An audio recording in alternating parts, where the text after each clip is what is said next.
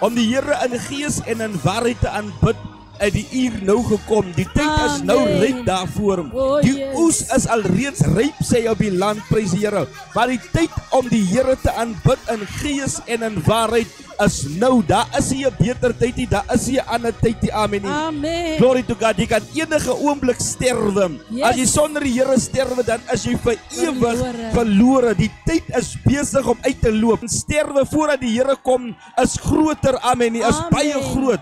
Baie Jesus. mense het gesterwe en die Here het nog nie gekom nie. Jy kan nie daarop sê, maar jy sal nog sien as die Here kom nie. Halleluja. Want Amen. vanaand is jou kans, vanaand is Yes.